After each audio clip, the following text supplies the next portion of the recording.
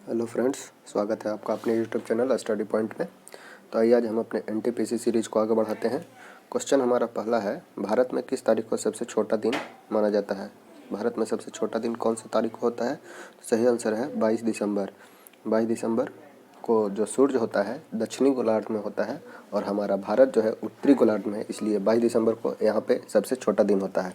किसे स्थानीय स्वशासन का जनक माना जाता है? स्थानीय शासन का जनक लॉर्ड रिपन को माना जाता है। 1882 में स्थानीय स्वशासन का नींव डाला गया।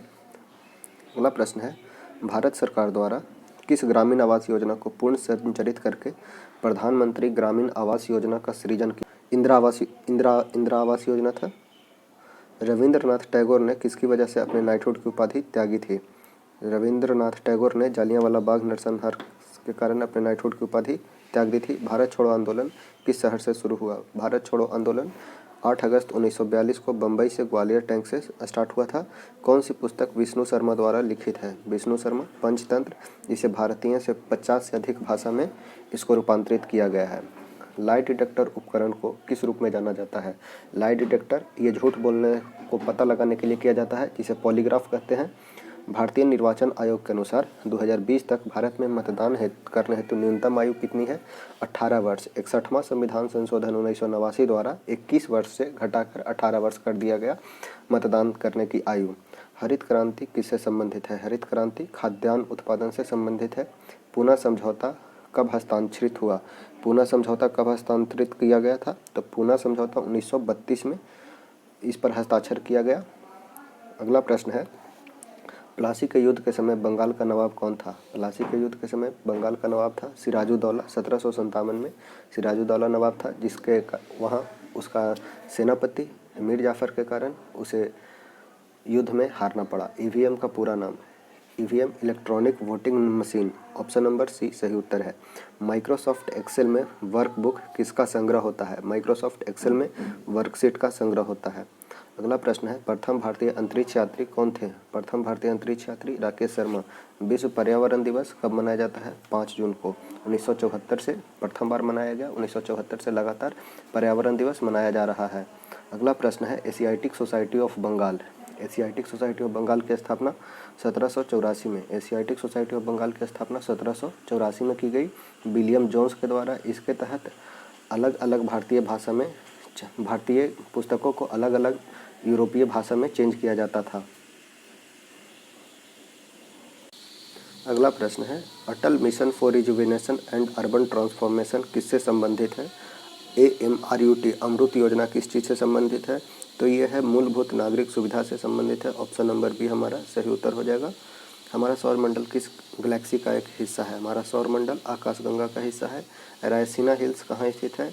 रायसीना हिल्स स्थित है राष्ट्रपति भवन दिल्ली में। अरावली की विस्तार है रायसीना हिल्स।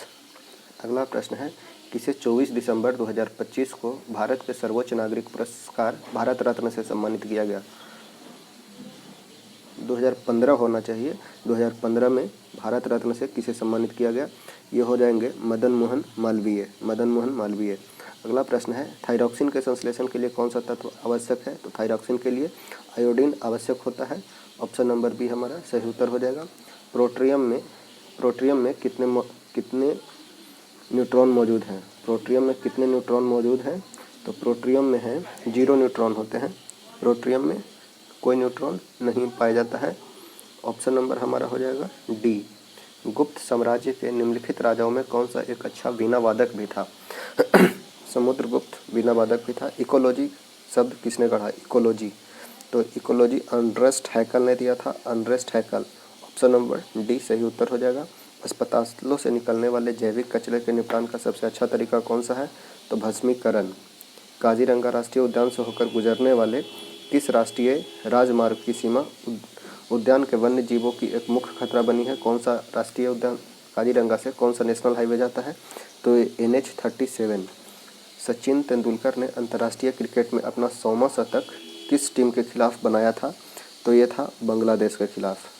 अजमेर में 2.5 दिन का झोपड़ा किसके द्वारा बनाया गया? कुतुबुद्दीन ऐबक के द्वारा। ऑप्शन है, वायु में मौजूद कौन सा तत्व चांदी की वस्तु को काला कर देता है?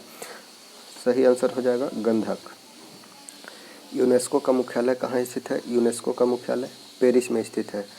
अगला प्रश्न है, FAO के सोफिया डेटा के अनुसार कौन सा देश विश्व का सबसे बड़ा मछली उत्पादक है?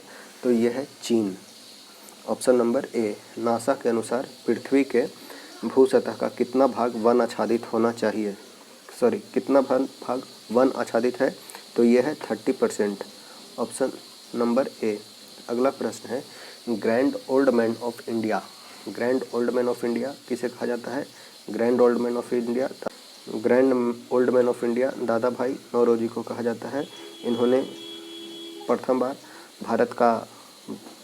भारत में राष्ट्रीय आय की गणना की थी, जो 20 रुपये बताया गया था।